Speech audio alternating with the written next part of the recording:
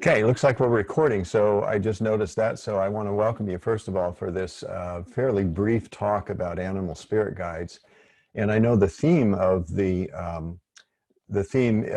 entire summit is really about power or empowerment, more accurately. And I I have a saying that I said many, many times, in seminars and Facebooks, etc., and that's that the natural world is always communicating with us. It's just that we've forgotten, as a species, as a human species, largely, we've forgotten how to communicate and to collaborate with the natural world. I think the signs are really obvious of the cost of something like that. So what we want to get, I want to get underneath all of that's going on right now. There's a lot of stuff going on. California here, where I'm from Southern California, but Northern and Central just been crazy with fires and the COVID and, probably earthquakes before too long, who knows? But let's get underneath that and talk about animal spirit guides particularly. Shamanism is really the roots of this. I was introduced to shamanism about 30 years ago, had a very active practice as a psychotherapist and continued that for a while. And then I took a break for about a year. I wrote some books as a therapist, and I wrote several books and also some oracle cards. You can go to my website, drstephenfarmer.com, to find out more about that. That's not the point really today. It's just to introduce you to the idea of animal spirit guides. It comes from shamanism. And I was thinking about power and empowerment. And really there's two kinds of power. There's the power we usually think of as personal power, the power in the world, etc. The powerful people in the world, my own personal power, how can I stand up for myself, etc. And all that's very valid. It's not invalid, I'm not to invalidate that, but there's a different kind of power, and the power comes from the association, the intimate association with spirit, and particularly not just the higher self or the higher realms, but this realm here called Earth and the natural world, and how the natural world, as I said, communicates with us all the time. I think that is a different kind of power. And it's a power from, you could say, from source. And source is multiple number of physical appearances or physical manifestations of source that we see in this world. And I find that in my years of doing this on animal spirit guides, it's just an amazing process. And it's a simple, really pretty easy to learn way to communicate with not just the animals. I'm not an animal communicator. I do okay, but I'm not an animal communicator. My expertise is more about spirit animals. So I want to talk to you about just first off, how do you communicate or receive messages from spirit animals? And I'm about to tell you. Okay, the first thing you look for is an unusual appearance. When an animal shows up in an unusual way, that's one. The second criteria is if the animal shows up repeatedly. Like many signs and omens, it's repetition, sometimes called synchronicities. So when an animal appears in an unusual way, for instance, you're sitting outside and a crow jumps onto the table and looks at you one-eyed. You are out in the natural world, maybe on a hike or something like that, and there's hawk flying overhead, and it seems like a hawk, I should say, is trailing you. You might wake up from a big dream, and there was a dream about elephants, and you're going, wow, that was a powerful dream. So it's not just the physical animal presenting himself or herself, it's the symbol of the animal in some way, like the elephant in the dream, waking up. And I'm sure all of you have had dreams like that where you woke up and go, whoa, what just happened? Coming out of the dream going, oh, it was a dream. And especially when an animal shows up in a dream in a significant way. That's what we're looking for. To discern what the message is the next step. But the first step is to recognize that when an animal shows up in an unusual way and or repeatedly, there's something pretty big going on. And one way to look at it is three different perspectives. One is the physical animal, that the owl that I had several conversations with over the last year, particularly in a very suburban neighborhood here in Dana Point, California. shows up. That was really, it's been really significant that he shows up when he does. We have a little song fest, you know, woo, woo, back and forth, in addition to a message, which I'll tell you in just a bit. The elephant dream. You go for a nature walk, and a fox crosses your path in some way, right in front of you, that sort of thing. That's what we're really looking for. And then we move to discernment. Well, let me back up. What's happening, I started on two different trains of thought here. I was saying there's three different perspectives. There's the physical animal, which it's great when that kind of appearance happens.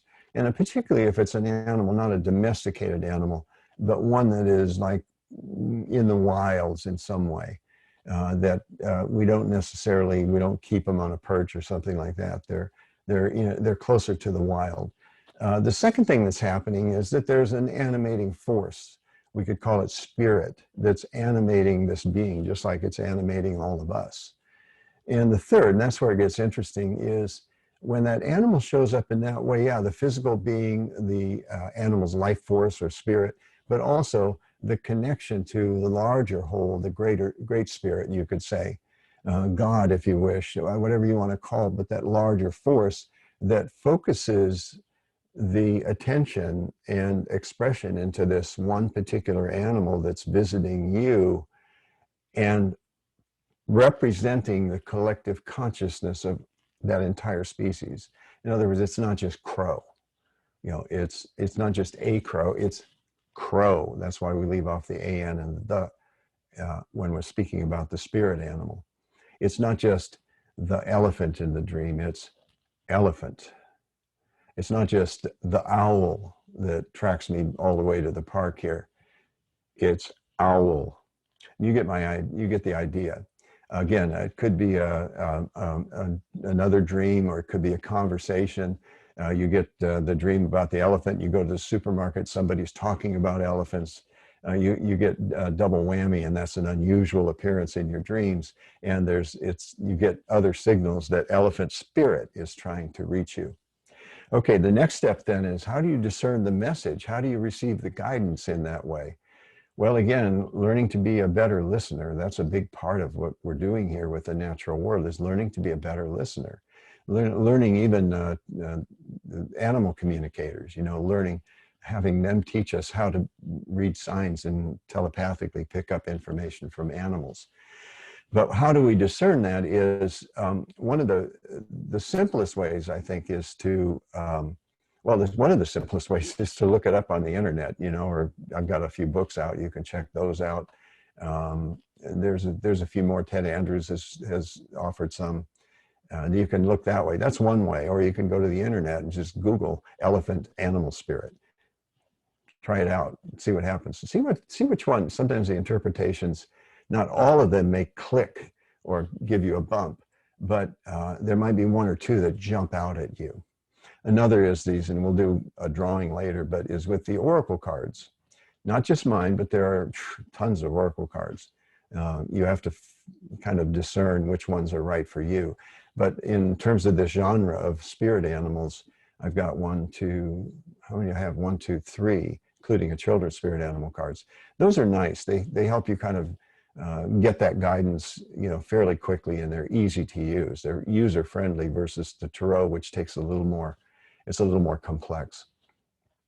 So that's one way. And another way is to take the characteristics, or consider the characteristics of the animal.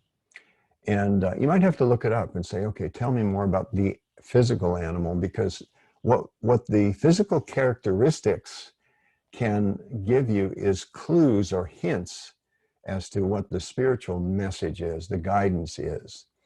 A good example, and one of my favorites, is hummingbird here in the northern hemisphere. They don't have hummingbirds down in Australia, New Zealand, as I understand, but you can still have a dream about hummingbird whether you're in the north or the south.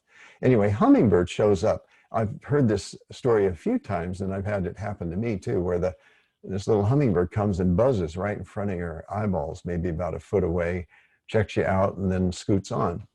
Well, that, I think, is an unusual appearance. So let's take a look at the characteristics of the hummingbird as we can just assume them from observing and thinking about it. One is they're very quick and also can go in any direction, backwards, forwards, etc. Another is that they pollinate. They take the sweetness from the flowers and then move it forward. Another is that they tend to bring a smile to our faces. If you've ever just seen a hummingbird, I know every time I see a little hummingbird, I light up. There's something about that little being that just sort of turns me on, like in a joyful sort of way. It's really, really cool. I think about it now, it makes me smile, a hummingbird. So we have these characteristics and these kind of reactions to hummingbird. And so we can discern or deduce something from those physical characteristics. One is be flexible. Again, hummingbird can go in different directions. So perhaps the message to you is learn to be flexible. Learn to be able to alter your route.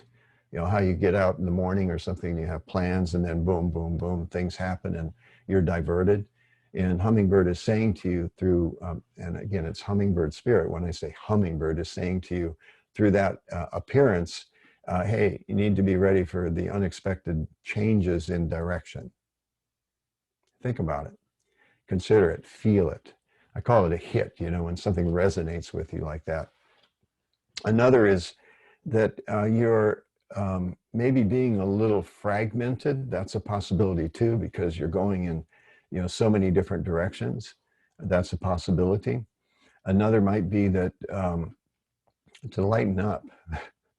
Again, the reaction quite often people have to a little hummingbird is just to smile and to feel a little bit lighter. Being a little more playful, for instance, that kind of thing. So that's the idea behind taking the characteristics of the animal. Elephant, okay, let's get one more example here. Elephant, for instance, elephants, I don't know that you'd want to stand in the way of an elephant that is moving towards you. So there's a characteristic there. Number one, they're very, very massive. Another characteristic of the animal elephant is that they're very loyal. You've probably heard stories about someone wounded in the community of elephants.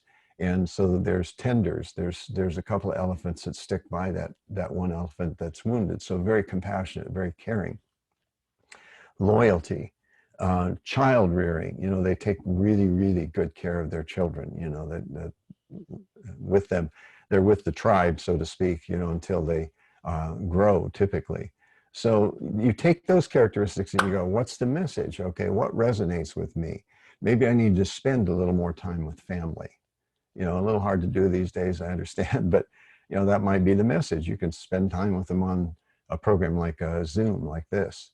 Another might be loyalty. Is there's some situation in which your loyalty is being called upon, and it doesn't mean you have to be loyal to in some kind of blind way, but loyalty is being called on. Caring and compassionate. Let's put a little more compassion into my life. That would be one. Compassion for myself, not just for others, and compassion not just for other human beings, but compassion for the animals, for instance.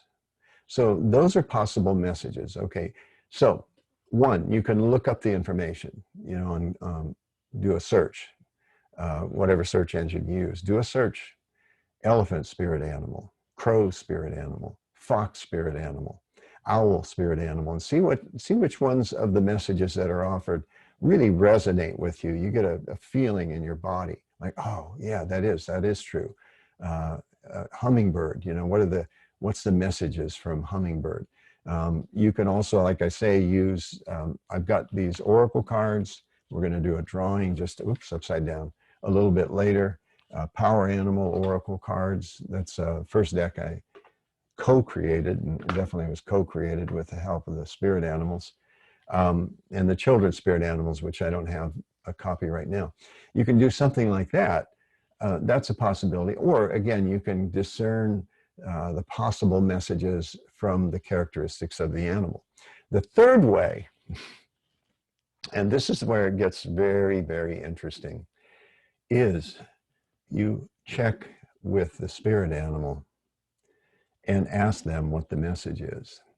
An example might be I close my eyes, take a couple of deep breaths, and the breathing, I think breathing like that helps you open the receptors. You know, you become more open to receiving those messages just by using your breath. And what you do is you imagine that spirit animal in front of you, and you might be able to see them in your mind's eye, or you might just sense their presence in some way, but the spirit animal's there. And here's the deal. This is exactly what you do. This is how you do it. You just ask the question telepathically. Hummingbird, what's your message? Elephant, what's your message? Owl, what's your message? Zebra, what's your message? You know, whatever animal that is, that it makes that appearance in an unusual way and or repeatedly, that's one way, is go direct. Shamanism is not only a healing path, but it's the path of direct revelation. That means you go right to the spirit guide. You know, there's no intermediary. And this is one way to do it. So here's the deal. I like that expression. Here's the deal. When you ask that question telepathically of any of the animals that made their appearance as representatives, I sometimes call them sales reps for the collective consciousness of that particular animal that has come to you. It's a very special deal because it's come to you to offer their guidance. And like I said right at the beginning, it's like, how do we become better listeners? Listen is implying that it's the voice, the inner voice. That's not always how we get the message, though. As soon as I state the question in some way, pay attention to everything that happens in the next couple of minutes. It may go beyond that, but definitely in the next couple of minutes, pay attention once you've asked the question. Pay attention to what you see, and that's what you see, what your visual, your eyes are directed to in the environment. What you see on that, on the backs of your eyelids, so to speak, in your mind's eye. Pay attention to what you see. What you hear, and that again could be in the environment. It could be something that a stranger walks by and says something that's significant and related to the appearance of this animal spirit guide. What you hear, that inner voice. That's one of those things we hear, you know, do you hear voices? Oh yeah. You know, 30, 40 years ago, we'd be locked up if we said that. Now we can go, yeah, I hear voices. What's the big deal? Anyway, so it might be your inner voice. Okay, so what you see, what you hear, and what you feel, and I don't mean just emotions. I mean, the building blocks of emotions are the sensations in the body. I have a client, and when we do the sessions, we're talking about something, and then suddenly there's this revelation or insight, and I call it my fur. I said my fur stands up on my arms, and she does the same thing happens to her. She goes, oh, there it goes again, that kind of thing. So it might be a sensation like that, that as someone once said, if you get the prickles or the goosebumps or your hair stands on end, either you're getting ill or you're having a spiritual experience. So you take that for what it is. So it's the sensations. I call it kinesthetic.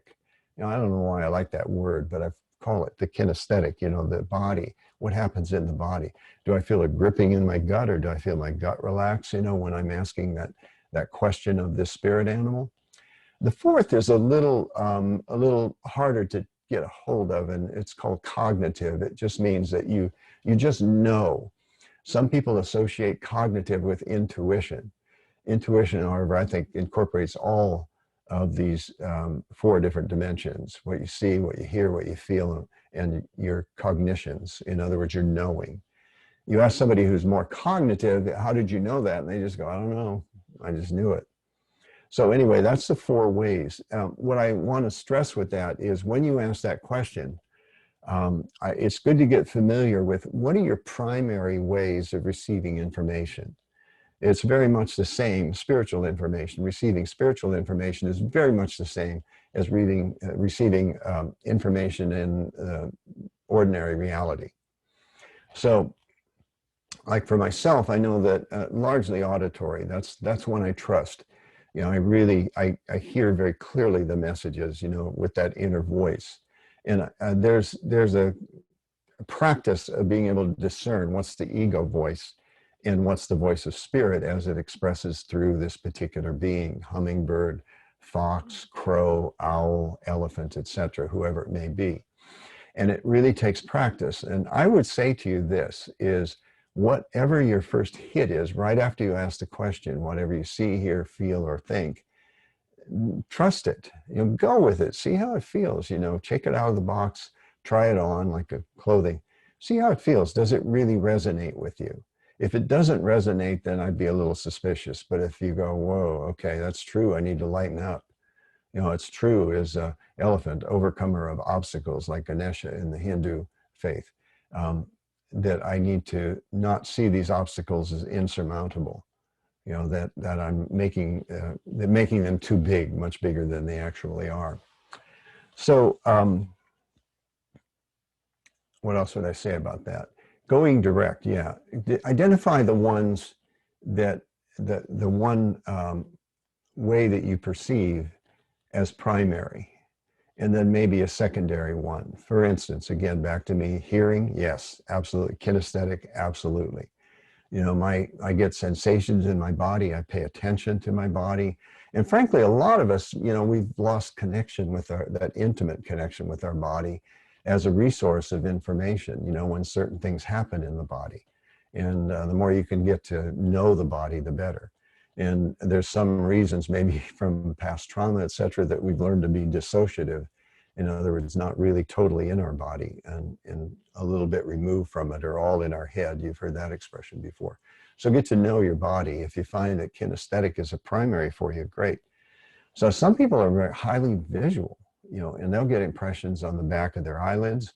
They'll get information from the external world as to where their vision is directed, et cetera. That's fine. You know, just learn about what are the primary ways that you receive information, spiritual information. And you'll find it makes it much easier to, as I said earlier, to listen to what the natural world is communicating, and specifically what spirit animals are communicating. So that's the gist of what animal spirit guides are. And really try it out. I always suggest to people, don't take my word for it or anybody's word for it, really.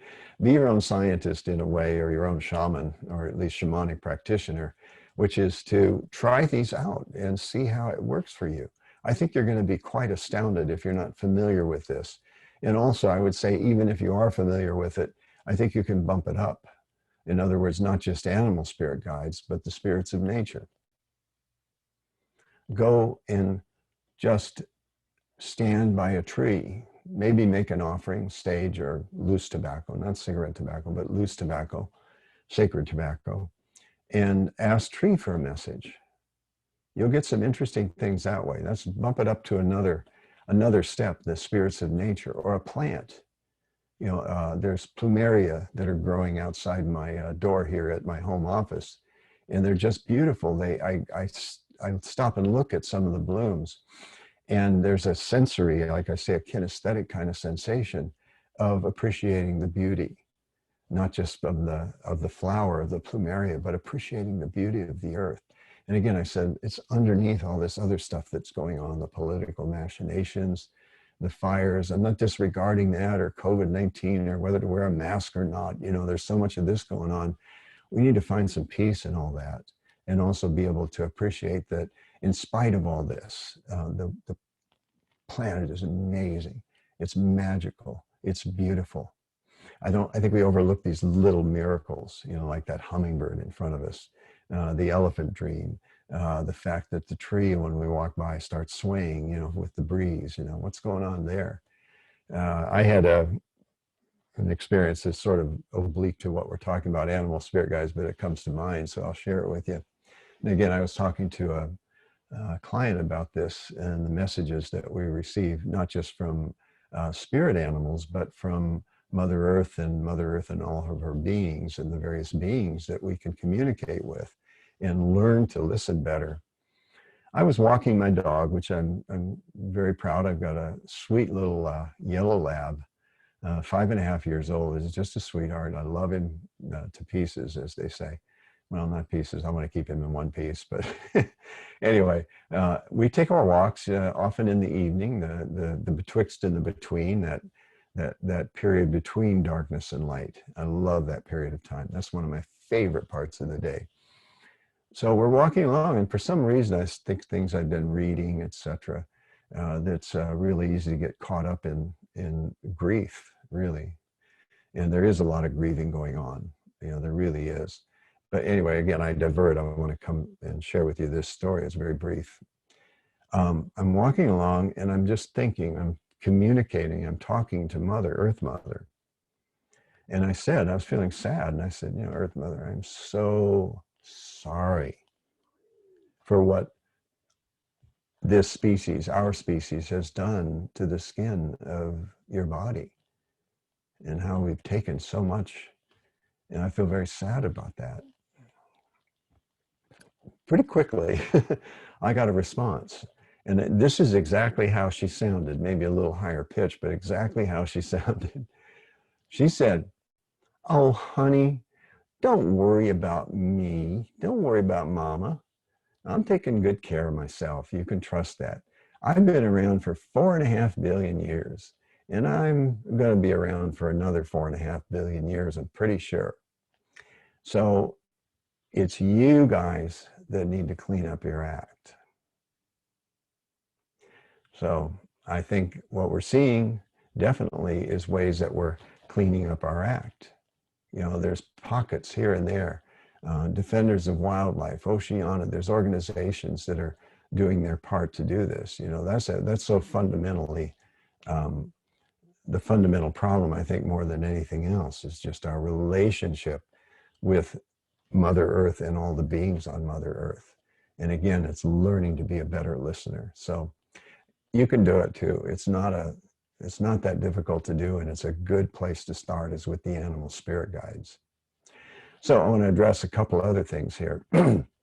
There's a couple of other terms that are used that you no doubt heard. Totem animals, power animals, what are those? In my way of defining it, totem animals are, Jamie Sams and David Carson put out an excellent resource called Medicine Cards. That's one of the first I came across that had to do with spirit animals, and specifically she called them totem animals. Totem animals usually are one of a couple things. One is they're small, I'll show you one. This is an amazing mask, for instance, this mask of Raven, that really is a totem. In other words, a physical representation of a favorite spirit animal. You could call that a totem animal. Excuse me.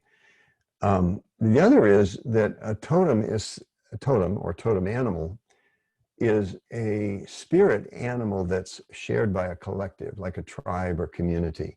You've heard about the totem poles of the Pacific Northwest. And I researched those a while back, and nothing was definitive, but what was thought is that each clan within the community had a particular spirit animal that was a totem, and then there was a shared totem animal with the entire community, the entire tribe. So we have our own totems. We have sports teams, for instance, that I don't think they think of them as totem animals, but so interesting to me that so many sports teams have animals in their title. Chicago Bears. What else? I'm blanking here on some others right offhand. Seattle Seahawks comes to mind. That's another idea of totem animal. Now, another one is power animals. People often ask me, what's my power animal? And I tend not to just say, okay, let me tune in and I'll see what your power animal is. There's a couple of other ways, shamanic processes, that I can use to discover who the power animal is. And frankly, sometimes I do get a hit. I get a bump that says, oh, it's this animal here, spirit animal. But a power animal really is a term that comes from shamanic practices. And it is a spirit animal that you have developed a relationship with, or perhaps have had a relationship with your entire life, whether known to you or not.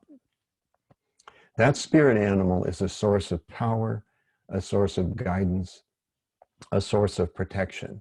And yes, you can discern or discover who that spirit animal is. You can go to a shamanic practitioner and ask them to retrieve your power animal or a power animal. You can have more than one. You don't want 123 power animals, you know, maybe one or two. If you're doing shamanic practice, you might have a couple of more. And they do change over time, but typically a particular power animal is going to be with you for many, many, many years, perhaps on into the end of your life. That's a possibility. Wolf, for instance, for me, I was introduced to him about 30 years ago. My very first shamanism training was introduced to Wolf. And I found a lot of people relate to Wolf, you know, very strongly. And they say, well, Wolf is my power animal also. And I think that the reason for that is that Wolf spirit is so, so strong that he, or the spirit, the over soul, the collective consciousness, shows up in that form because he is so prominent in our consciousness. And plus there's that leap from wolf to the domesticated dog. So Wolf has been with me. And I must say, 30 years, I feel very, very protected in so many different ways. Just knowing that Wolf is here right now. I'm not even always aware that he's here. That's a power animal. This particular purpose, or his main purpose, really is protection. Raven is another one that came to me a few years ago. He kind of bumped Owl, was a significant power animal for many years. Owl medicine, pardon me, owl medicine, extremely useful when I had an active practice as a psychotherapist. I do healing and consulting now. I do sessions, a mixture of a number of different modalities that I can draw from. But when I had just a psychotherapy practice, the medicine, Owl's medicine was great because it's about seeing into the shadows, seeing into the darkness. So how do you find a power animal if you don't go to a shamanic practitioner? Well, ask. Great Spirit, I'd like to be shown my power animal. Or the way I like to pray is, Great Spirit, thank you. Thank you for showing me my power animal. And then pay attention for the next few weeks. Who keeps showing up in your consciousness or in the physical realm of ordinary reality? Pay attention.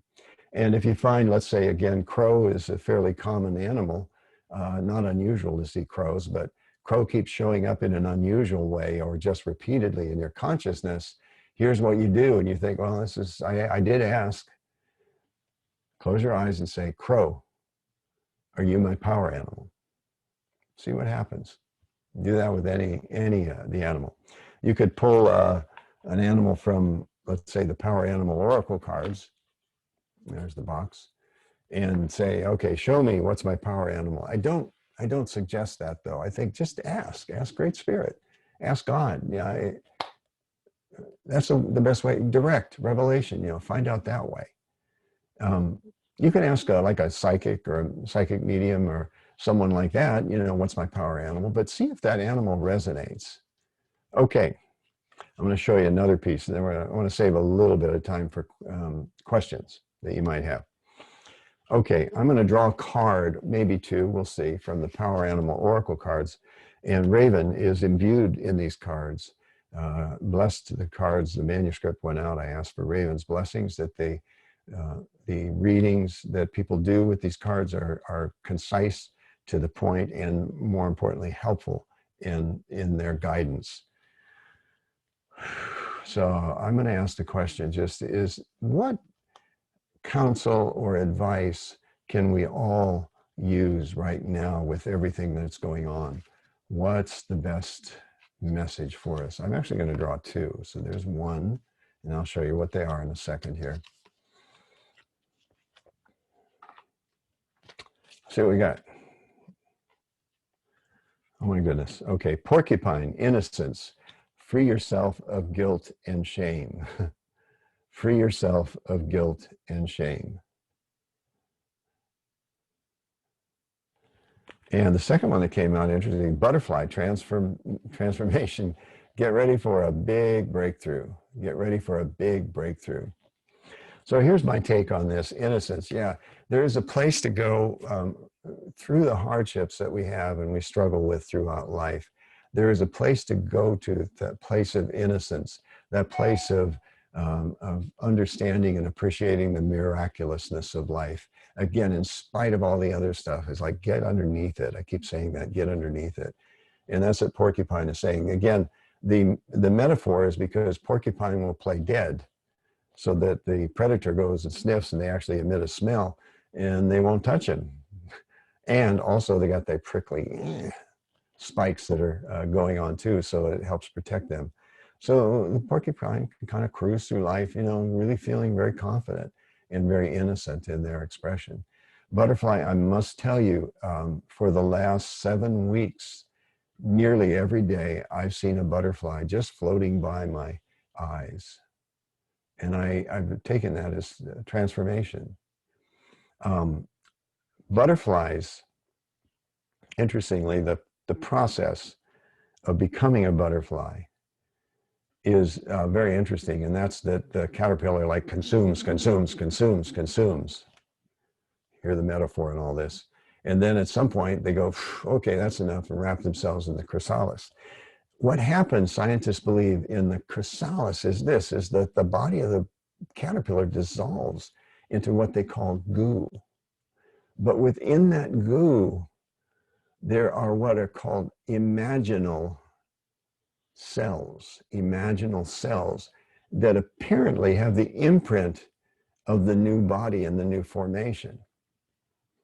And then eventually the caterpillar, the butterfly emerges from the chrysalis. And by the way, you can't help them. You know, they've got to struggle a little bit to get out of that chrysalis.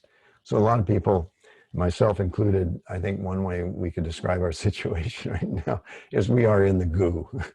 But there are imaginal cells in the human community that are beginning to see the possibilities of a new formation, that life is going to change, and we are being severely challenged right now. I'm going to take a drink of water here. Excuse me. Anyway, okay, that's the drawing. Let me do one more with this one.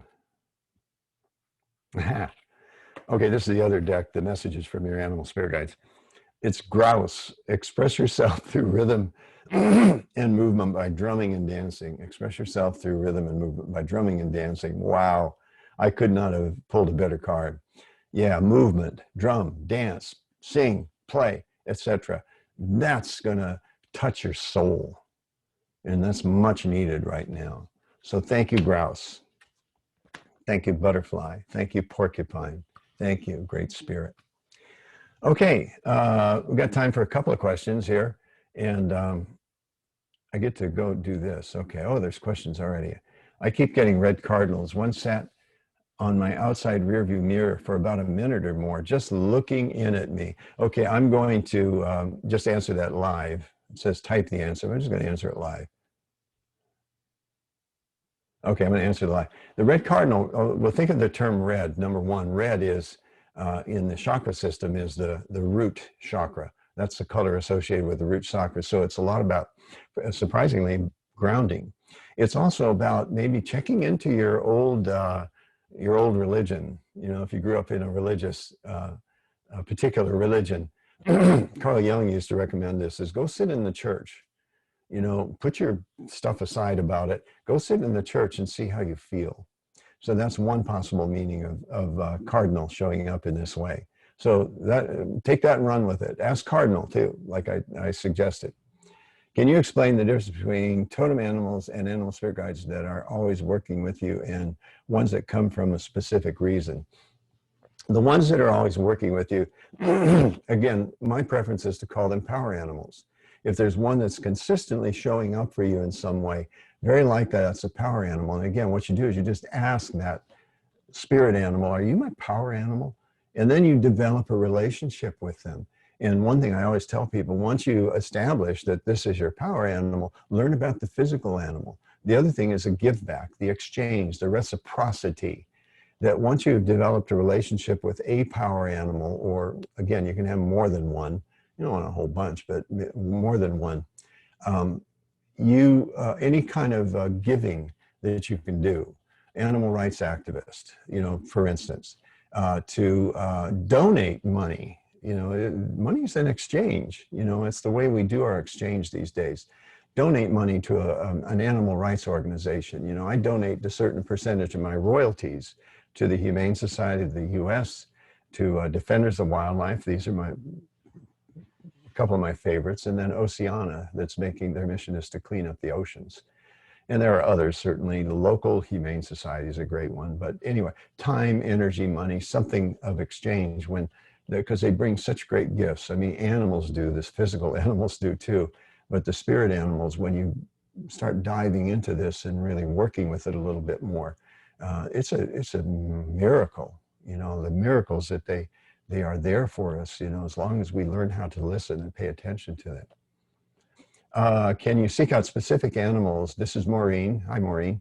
Can you seek out specific animals for specific help? Yeah, you can. Bear, comes to mind, especially brown bear, grizzly bear. When you feel like you need to make a stand for yourself, not a stand against someone, call on bear spirit, say, bear spirit, thank you for being with me during this particular encounter that I'm approaching. Elephant, I mentioned earlier, overcomer of obstacles. And what elephant says in the message in the cards here is that most of the obstacles we perceive are really illusions anyway. They aren't that big a deal. But if you do see something as an obstacle to your forward progress, call on elephant. The elephant spirit will be happy to help you.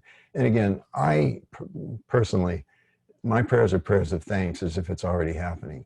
Example would be, thank you, elephant, for helping me overcome and deal with this seeming obstacle. All right, thanks, Maureen. Hope that's helpful. Let's see, Stephen, what's the significance of picking up feathers in unusual places? Usually what that means is that you're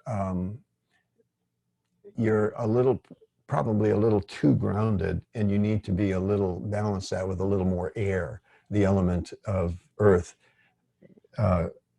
balanced with more of the element of air, breathing, simple way to do that, the feathers. The feather, it's sometimes difficult to identify the source of the feather, or what is this, a hawk feather or an eagle feather? What is this? That may be a little bit tricky to do, and I don't think it's that important. The other thing is, again, that sense of lightness with feathers. So again, possibly lighten up. So check it out and see how that feels to you. Maureen, again, Maureen Jones. Hi, Maureen. For wolf and owl, does their meaning differ depending on subspecies? That is, gray wolf and snowy owl. Yeah, snow owl. Yeah, it does. It differentiates somewhat, but typically I don't make a big deal out of it. Gray wolf, red wolf, etc. Snowy owl, great horned owl. Whatever. They all have a certain characteristics that they have in common. Now, having said that, now you think maybe snow owl has something to do with obviously colder weather. Maybe I need a cooler climate to be in. That's a possibility, especially if they keep showing up to you in that way. So it's a way to think about it. Gray wolf maybe means that you're spending a little bit too much time in that gray area. You need to be more definite, more black and white in a way.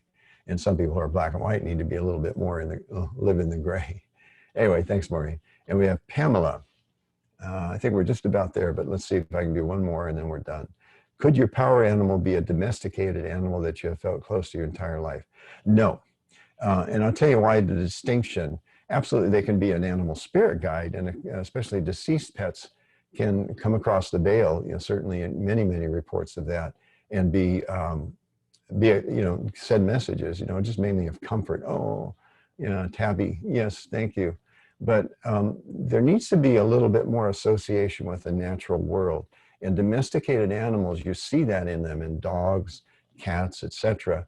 But they can be very sweet animals and companion animals, and definitely can be give you messages and signals and such like that. But we draw the line as far as their being power animals. Not a problem though. You know, they're good beings and they will help you out. Anyway, I thank you so much. I'm going to close off, and I just want to say a blessing to all the animals, and I thank you, animal spirits, your spirit animals, for being with us today. And thank you all who have listened in on this and that will listen in on this and the recording. I appreciate it. Go find out more about me, drstephenfarmer.com. Anyway, God bless. Be good people. Take good care of the animals, and thank you for doing so.